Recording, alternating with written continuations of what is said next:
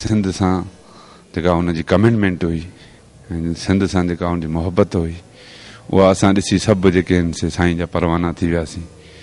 ऐं हिन क़ौमी तहरीक में शामिलु थियासीं। आउं त ईअं चवंदुमि त साईं जेतिरो मूंखे भाईंदो एतिरो ॿिए कंहिंखे बि न भाईंदो ऐं अहिड़ो साईं जो हर चाहींदड़ अहिड़ी दावा करे थो त बाबा साईं जूं सभु मोहबतूं मूंसां हुयूं, सभु प्यारु साईं मूंखे ॾींदो हुयो। साईं त सिंध जे समूरनि माण्हुनि सां सॼी क़ौम सां हिकु शफ़ीक़ पीउ वांगुरु प्यारु कंदो हो ऐं हर चाहींदड़ सां ख़ुसूसन पंहिंजे वर्करनि सां त हुनजी बेइंतहा मोहबत हूंदी। साईं जीअं सिंधु देश जी आज़ादी जी जेका ॻाल्हि कई, जेको फ़िक्र असांखे ॾिनो, उहो तमामु ॾुखियो सफ़रु आहे। हिकिड़ी कंडनि जी सेज आहे, उन ते हलणो थो पए। पोइ लगातार ऐं मुसलसिल के सिंध जा सूर्य पुट हलनि पिया, न त के 4 साल के 5 साल के 7 साल के 10 साल। पोइ ॾुखियो तकलीफ़नि वारो छो त हिते जेल बि मिले थो, हिते लठियूं बि मिलनि थियूं, टार्चर मिलनि था, हिते पंहिंजे माइटनि खां अज़ीज़नि खां पंहिंजे पिरी प्यारनि खां परे रहणो थो पवे। उन करे मुसलसिल लगातार माण्हू नथा हली सघनि ऐं थकिजी था पवनि, जंहिंजे करे माण्हू चवंदा आहिनि मुड़ुसु भाड़ी थींदो आहे त पोइ पटको बि बार थी वेंदो आहे। इन करे पोइ के त माण्हू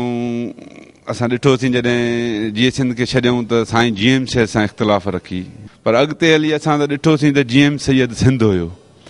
जंहिं साईं GM सैद खे छॾियो उन सिंध खे छॾियो जेको आहे। आउं ईअं ई चवंदुसि त माण्हू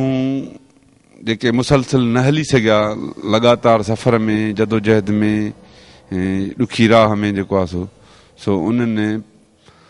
थकिजी जेको आहे सो पाण किनारा कशी कई, पर GM सैद जो फ़िक्र हक़ ऐं सच ते अॼु बि क़ाइमु आहे। आउं सम्झां थो त GM सैद जा फ़िक्री पोइ लॻ उहे ई आहिनि जेके साईं GM सैद जे नज़रिए ते ऐं फ़िक्र ते हलनि पिया। सॼी सिंध में जेके असांजा क़ौमी कारकुन हुआ, जॾहिं सिंध जा झर झंग जबल ॻोठ यूनिवर्सिटियूं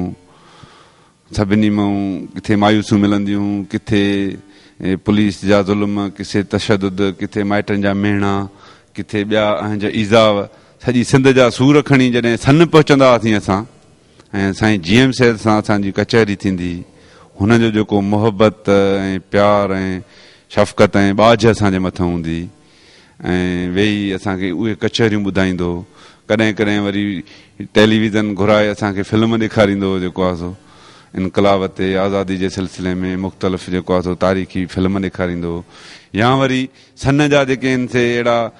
2-3 भोगाई क़िस्म जा माण्हू हूंदा हुया जेको आहे सो बहितर राति जो हर राति ते साईं जी कचहरीअ में मौजूदु हूंदा। उन्हनि खां वरी अहिड़ियूं टोणा ऐं कचहरियूं साईं कंदो हुयो जो असांजो ज़हन ईअं सफ़ा ऐं फ्रेश थी वेंदो हो जेको आहे सो, ऐं असां एॾी हिकिड़ी ख़ुशी महसूसु कंदा हुआसीं ऐं सभु पंहिंजा थक, पंहिंजा सूर, पंहिंजा ॾुख उते विसरी वेंदा ऐं सन मां जॾहिं निकिरंदा हुआसीं त हिकिड़ा फ्रेश ऐं मुकमिल जेको आहे सो सफ़ा ऐं ताज़ा तवाना थी वरी मैदान में फील्ड में वेंदा हुआसीं।